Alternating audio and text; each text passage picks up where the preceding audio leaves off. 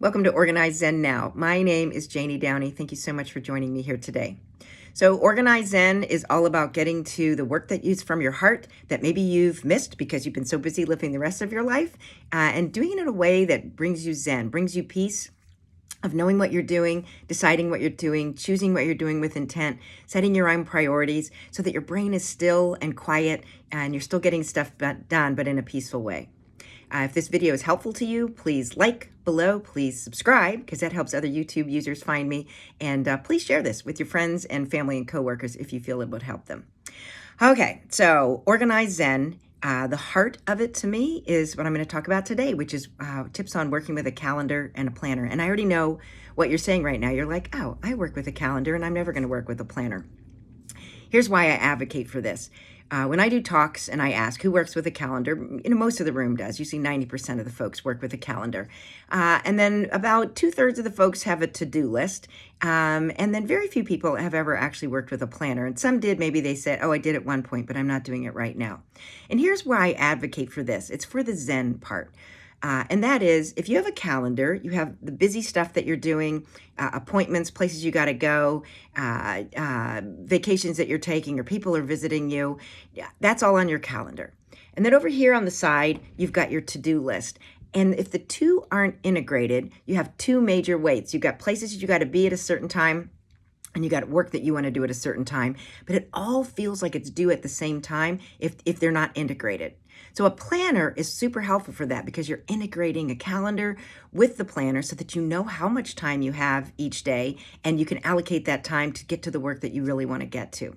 So let me backtrack for a second on calendars. So it doesn't matter what kind of a calendar you keep. The goal is to say, how much time do I have left to get to the work that I'm doing? Most people these days work with a calendar on their phone, and I totally get that. It's super handy to have your calendar with you all the time.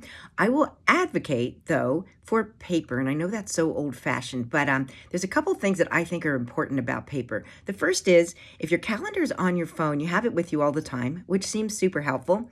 But it's also very easy when you're out and about. If somebody says, I don't know, do you want to get together Saturday night? You say, well, I have time. So you're not making a choice. You're just saying, I have time. And I like that pause to say, wow, that sounds like a great idea. I'm going to make a note of it on my phone, and I'm going to get back to you because I'm organized and let you know if that works. Because in my mind, I need that little space and time to go back and say, does Saturday really work, or am I actually overbooked and this is going to be more stressful than fun for me? So if your phone is always there and it's always accessible, you don't get that little pause. The other problem, the big problem I have with keeping your calendar on your phone is when I'm planning, when I'm trying to get organized, I need quiet time. And my phone is not a quiet place. It beeps at me. I know when texts come in, I can see the emails on there. And then the big distraction, of course, is that the internet's on there and my email and all the things that keep me kind of in the busy stuff of YouTube. All those distractions are right there on my phone. And when I'm trying to plan, I just want to plan quietly. I usually do it on Sunday nights. I'm sitting alone. I'm working with my calendar and with my planner. And there's a sure Zen to that. The other thing is anything that's online, of course, is hackable. If you don't have the internet, you don't have access. If you don't have power, you don't have access. And there's nothing that'll mess with your Zen more than feeling like you don't know what it is that you've committed to and what's coming up. So those are my thoughts on paper. At the same time, I know you probably love working with your phone, and that works fine too. But the goal is to integrate. So a calendar to me, is a big peeper. I have a huge planner, by the way. I like this size. We'll talk about when I talk more about planners. A calendar to me is in pencil because stuff happens and I got to erase it. And my calendar is just for things that have a specific date and a specific time, and I box them in. If somebody talks about maybe doing something, I'll put it in parentheses, which tells me hold on to that time, but it's not a commitment. I want my calendar to be as clean as possible and as easy to read as possible. That's the other hard part when it's on your phone. you got a day and maybe you've got a week, but now you're getting tinier. And if you try to look at a month at a time, it's pretty tricky. So when I'm planning out, I'm looking ahead for the month to say, oh my gosh, I have a big project. I have a big presentation at the end of the month. What do I need to be doing today to get to that? And then I'm really just planning a week at a time, but the calendar helps me really look ahead. So that's my little 2 bits on calendars. And then the planner integration. So planners come in all shapes and sizes, and the trick is really trying to find one that works well for you. You can find them online, you can find them at business supply stores, but just look at them. You got to get a feel for it. So I'm a writer. I'm looking for a lot of space on mine, which is why I have, the mothership of all planners. But I like 8.5 by 11. My planner has 2 pages for each day. So I have a page that's just for the to-do list, and then I've got a page just to write notes of stuff. Like here's a call that I had this morning, and there's the notes from there. I like my big open page. It's a place to keep notes, and just like I advocate for you having one place to keep track of stuff, to say here's my organizational thoughts, a planner is your one spot to say, if I've got work to do, I know it's going to be in my planner. It also helps me clear stuff off my desk, because if it's in my planner and the pieces that I need for that work are in the basket to the side, it's in my planner, I know I'm going to get to it. And then the basics of a planner, and again, go look and you'll see what you have. All of them are pretty much set up some way with this, which is basically your to-do list. But here's the difference: is you've got a calendar or a schedule that goes with that. So when I'm planning out a week on Sunday, I'm looking at the full week and I'm looking at what the commitments are that I've made in my calendar. And I can see that on Sunday, I've already got 4 hours of something booked. So I'm not gonna allow myself to put more on my to-do list than I'm gonna get done. It's tempting, like with a to-do list, to just write everything down and say, oh, I'm just gonna get to it. But here's the problems that I have with a to-do list. I was looking to see if I have one right here. Well, here's one that I played with for this. So when you write everything down that you need to work on, it looks impressive and you go, okay, good, I have everything down here. But then as you start to work on them, you cross them off. It's very easy to miss things, get in between. And then everything feels, again, like that's the weight of it has to happen today. And maybe it doesn't all have to happen today. Maybe these 3 things have to happen today, and these other things that are on your to-do list can go to Saturday, and maybe 3 of them go to next Wednesday. Then each day you feel the zen of what you're working on, because you know how much time you have. You're not going to say, I'm not going to be a miracle worker here and just suddenly manufacture more hours. I'm just going to plan in stuff that I think I can actually get to. And there's a beautiful zen to that. All right, so that's the basics of these 2 pieces and how they work together. So for an activity today, I'm going to ask you, as always, to be quiet and to get some paper and a pen. And I've always written on lined paper, but I told you for these talks, I'm having fun working with this big art notebook. So the big first step is to write everything down that's in your head. And you may have this on a to-do list, but don't cheat it and look at that yet. Cross-check it at the end to see if you got everything. But what's amazing is how much your brain holds on to. And this is why I think it's so important to work with a planner. Let's say all those ideas that are in your head and you're brainstorming them out. If each of those ideas was like a rock, you've asked your brain, oh, here's an idea. Look at this rock. Hold on to this rock. And your brain goes, okay, that's a great idea. And then you say, oh, it's still on my list, but brain, can you just hold on to that for a little bit longer? Because I'm not going to get to that right this minute. And your brain says, oh, okay, now my rock's feeling just a little bit heavier, but I can hold on this for an hour or so. But your brain's going to continue to remind you. It's going to be saying, did you remember about that good idea? And you're like, yeah. And each time that happens, you're losing some glucose in your brain, because your brain's having to continue to remember that. And then in truth, you don't just have one idea in your head.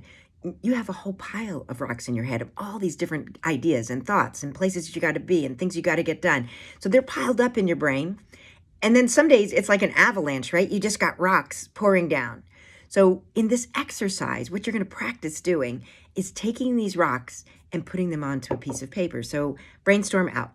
Here's everything in my head. And this is the stuff, when you're in the shower and you think of things and there's nothing you can do because you're in the shower, or you're driving your car and you're like, oh, I know what I should do.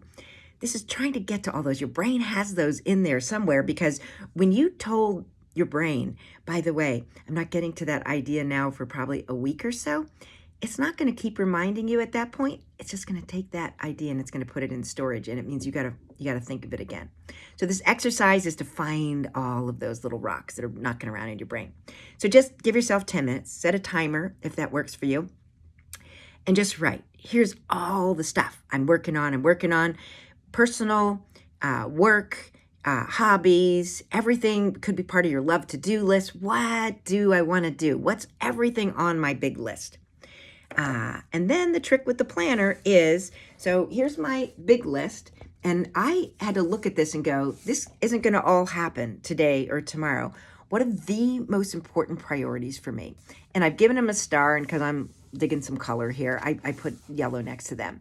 So out of all of the stuff on the list, there's really just 4 things that need to go in my planner for today, for tomorrow, for the next day, where they fit. So you got to estimate a little bit of time. How long is this going to take? I don't want to keep rewriting stuff in my planner. And some people do an electronic planner. There's a science to this. If you have to rewrite something, you didn't get it to it today, and you got to rewrite it tomorrow because you didn't get to it, and then you didn't get to it again. At some point, you get so irritated with writing that again, you're either going to do it or you're going to take it off your list. And it's a way to think, I thought this was a priority, but it's not as big a priority as I thought it was going to be because I'm not getting to it. And you see that. If it's on a to-do list and you just aren't doing it, you can skim past it. And I have to tell you a funny thing with the to-do list. I was in a talk one time, and a woman said, I don't need a planner. They're only mine's like $50 a year. It's not a huge expense. But she said, I don't want to buy a planner. My to-do list works great. And I said, well, how do you prioritize it? And she said, well, I just put an asterisk next to an item that has to get done.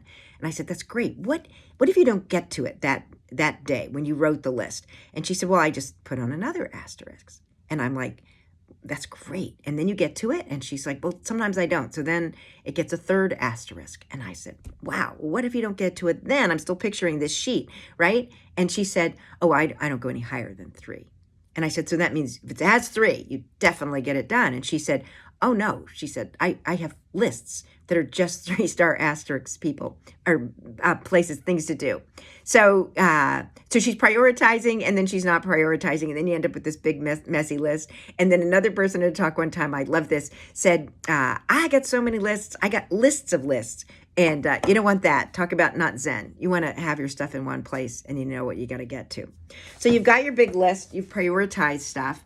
The items that have to actually happen are going into your planner, and it's going into that spot to the side that has your list, and it has the little calendar to say, all right, in between, I'm not going to miss something. So when I plan on Sundays, I am looking at the week, and I'm actually blocking in time for the days. So as I'm looking at my big list then of all the stuff I want to get done, I know don't do it on Wednesday. There's no time there, but Thursday's wide open. So as I'm sorting through, I'm going to tick off the other things that are on that big list to make sure that they have found a home somewhere in my planner.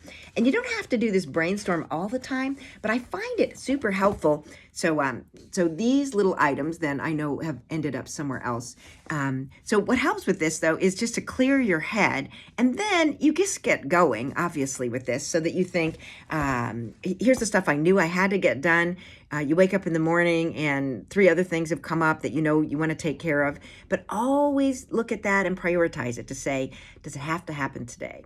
Can it happen late in the day? Can it happen at a time that works well for me to work? Or can this go to another day? And that's the beautiful Zen piece of working with a planner is, do I have time today? And is this a top priority for me today? And the other thing I find is when I brainstorm a list, there's some stuff that's knocking around in there. Like I've got a big bike trip coming up and I'm like, I need to plan in these bike rides to prepare. But I thought, you know what? I don't have to plan those. Those are just naturally happening. So everything doesn't have to go in your planner if you know that you're going to get to it. It's the stuff that you need to actually put more of a plan around. So I hope that helps. You want to set aside time to plan. For me, that's Sunday afternoons. You're looking at the month. Is there big stuff coming? Is there baby stuff that has to happen this week? You're going to look at the week. You're going to block in the times. Then you're going to work from a big brainstorm list, or you're going to look from your ongoing list to say, where can things happen this week? Where do I have the time? And then as you go through the day, you're going to mark things off. so that you're not looking at them twice. So this goes again to what doesn't work on a to-do list. You cross things off and it gets kind of scrambled in there. When you're working with a planner, it's just a simple check, and you always have a good list to go back to say, did this get done? And then it's a check mark. If something doesn't get done by the end of the day, two things. If you're not going to ever get to it, it gets a little X next to it. Take it off. Take it off. That's your decision if it's something that you've chosen to put on there. And a woman said to me one time, I can't believe you take things off your list. And I'm like, they're usually priorities for myself that nobody else is expecting on there, but I have that choice.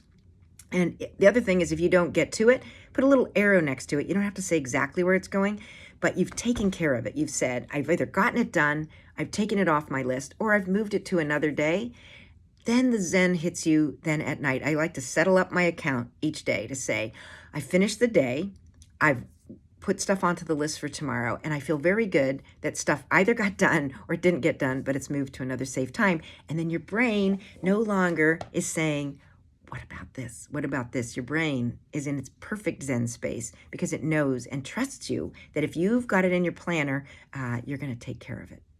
Okay, I hope that's helpful. Please take some time today to brainstorm that out and puzzle that out. You can make your own little planner at home and just decide what you have time for and what you're going to get to today.